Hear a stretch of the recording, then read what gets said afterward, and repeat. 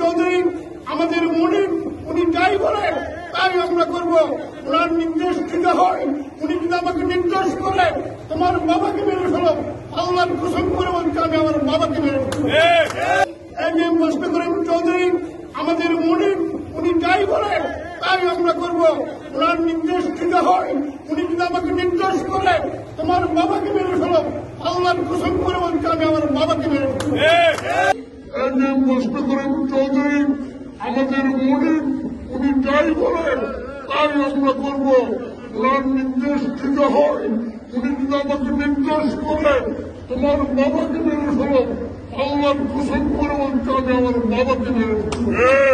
এইটুকু বলবো, তাড়াতাড়ি আসো, আসতে হবে।